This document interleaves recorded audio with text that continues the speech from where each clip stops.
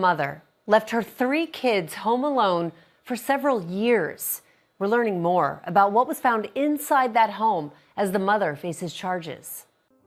This may be one of the worst cases of child neglect in this country, or one of the worst that I've probably covered. Now, if you guys haven't heard, a 34-year-old woman from Michigan, she's being accused of abandoning 3 of her children, ages 12, 13, and 15, 1 boy and 2 girls, alone for almost 5 years in the most deplorable conditions that officers who are involved in this case have ever seen, or just anyone.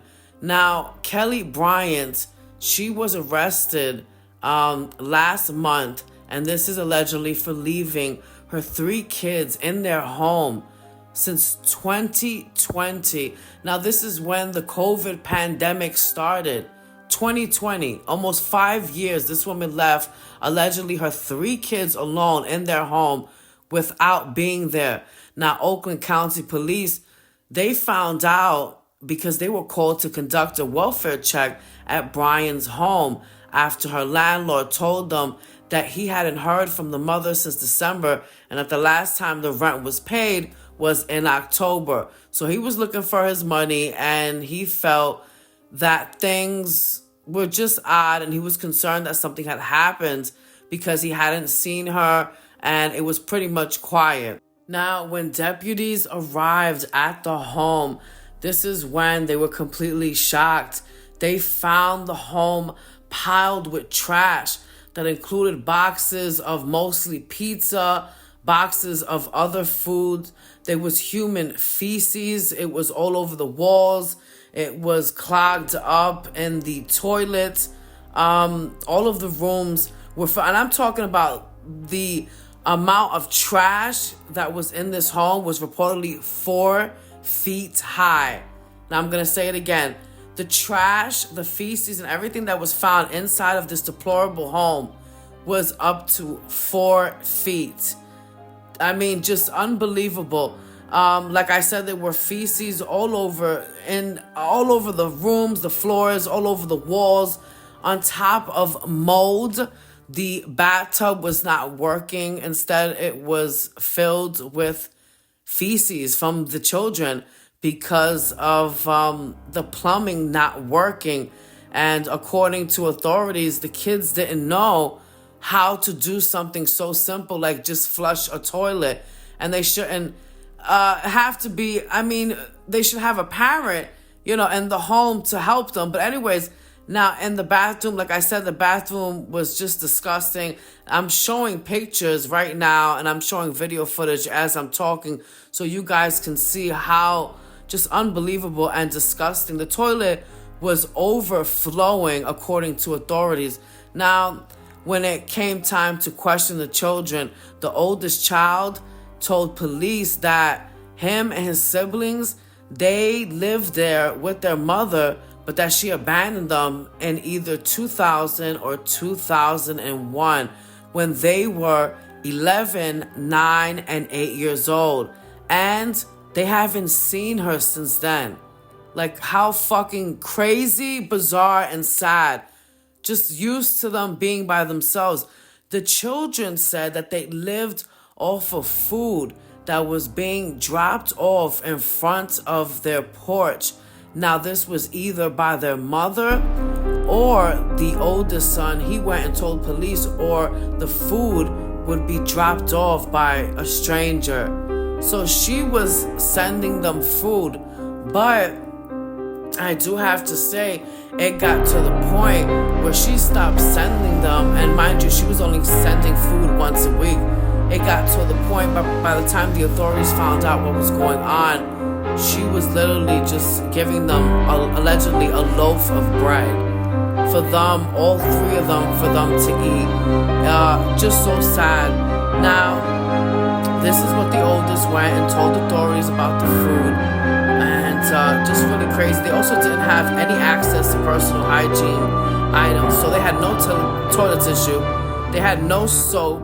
And one of the saddest parts was that when they were taking the kids out of the home, they couldn't even walk. They were unable to walk due to the fact that their toenails were so long from not being cut and, from them not being taken care of, that they could barely walk out of the house. I also heard that the boy, once in a while, once a week, he would just go outside just to touch the grass and then quickly run back inside. Now, that's just so heartbreaking. But let's go on because we got a lot more information to get into. They, like I said, didn't even know how to flush a toilet. They had no personal, hygiene items. And they also didn't attend school since 2020. And this is when the COVID-19 pandemic began.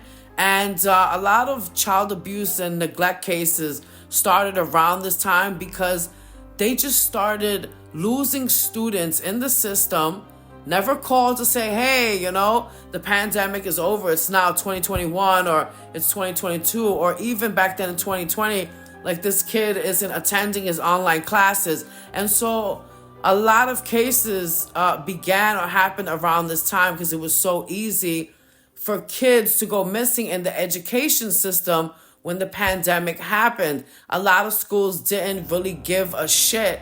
And I honestly, in this case, one of the main people that I blame is the Department of Education, the school, whatever school that they were a part of, even though I heard paperwork was sent in because they were supposed to be transferred over to a new school and that they were waiting for documents from the new school but never got it. That's not an excuse. So the oldest goes and says that they haven't been in school since 2020. Police said that these kids, they just would stay home all day and pass time by watching TV and playing video games. And this was all day, every single day. The two girls and the boy, they didn't even have a place to sleep. I mean, could you look at this and find an area to sleep in?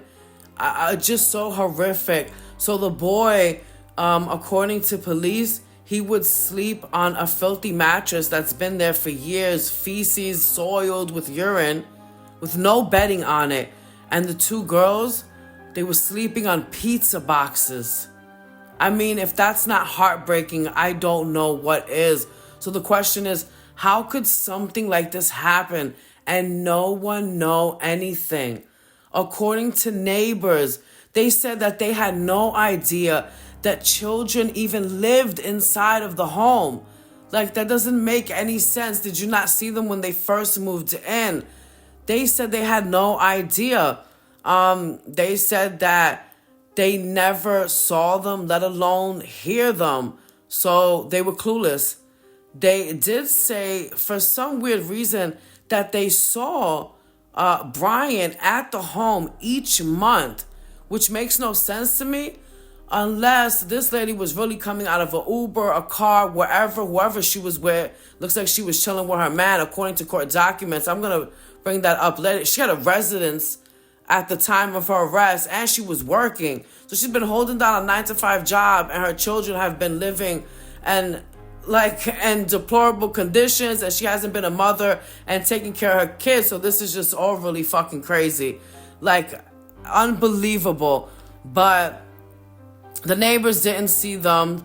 And like I said, she did have a residence, but the neighbors saw Brian, like I said, once a month. So it seems as if maybe she was stepping out of a car and literally dropping off boxes of food. And before the kids got to the door, she would just allegedly just leave. Like, oh, don't want to see them, don't want to deal with them. Because obviously she's not a mother. She doesn't have any instincts to be one because of her running away from her responsibilities. I'm surprised these kids even made it. But when the kids were finally released from the home, like I said, it was horrible. I mean, I do have to mention too, I told you about the toenails being so long that they couldn't even walk. Well, the clothes that they had on when they were removed from the home had feces and urine on them. Okay, on top of them not being able to walk because of their toenails. and their hair was matted because it hadn't been brushed. They hadn't washed their hair in years. They had no shampoo, no conditioner, let alone a bar of soap or even a toothbrush. So where was Brian at? She was out living her life. She was out having a 9-to-5 job. We're not too sure who she was living with, but I mean, she was out there living like as if she did not have 3 fucking kids. I think that's very clear and very evident, and just being the hood booger and low life that she is as her children suffered. She thought sending them food once a week was going to take care of everything. Police close to her say that she told them, well, police, they say people close to her, close to Bryant, the suspect, they're saying that whenever they did ask her, like, where are the kids at? We're not seeing the kids. She was always making excuses to everybody. And one excuse that she was using was saying that the kids were over at their grandmother's house. And they were not at their grandmother's house. So this is one thing that she was always, saying to them. So people close to her were like, we don't know. She would say, and then the father, she would tell people that the father was absent in their life. Had he known what was going on, I doubt maybe he wouldn't have allowed this to happen. Or if he felt he couldn't take the responsibility, maybe he would have called the cops and Child Protective Services, and this would have never escalated. So that she made very clear that the father was not involved in their lives. But it's unclear I doubt it that she reached out and asked for fucking help. But yeah, she had a residence at the time that she was arrested, and she had a 9-to-5 job while these kids were practically dying inside of this disgusting, horrible house. So she was arrested at another location, and she was charged with first-degree child abuse. She got 3 charges of first-degree child abuse, and a judge had first initially gave her a $250 million bond, right? But she appeared in court on March 4th, and there was a little bit of back and forth with prosecutors and her defense. And then Brian appeared in court just this past Friday. So I have a very recent update. I don't see no one else bringing up or talking about. Brian appeared in court again on Friday, March 7th. And during a hearing to address her bond, a judge went, I like to say a female judge at that, because I am so disgusted that this judge went ahead and dropped her bond from the $250 million down to $50,000. And this is a cash bond. And of course, with several conditions. So Bryant most likely is going to be released any second, any minute, any day. And of course, she has restrictions. And here are some of them. She is not allowed to go anywhere near the home where the children were found, were suffering. She is not allowed to use schmugs, let's say that. She will be supervised by an ankle monitor. She is to have no contact at all with her children or anybody who has her children. She is not allowed to travel and not allowed to have weapons.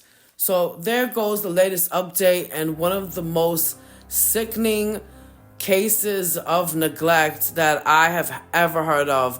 I thought I heard it all and seen it all, but this is just so horrific. A mother goes and allegedly leaves her kids for almost 5 years in a house, sending food to them via delivery once a week, down to the point where it was just a loaf of bread a day, and horrible. And nobody knew anything. And this went just right through the cracks. I mean, from the Department of Education, their school, down to neighbors that didn't know anything, and family members who really just took her word for it and didn't try to do a little bit more digging. Because after a few years of not seeing your cousin or your niece or your nephew, or, don't you think something is up? Don't you think something is fucking wrong?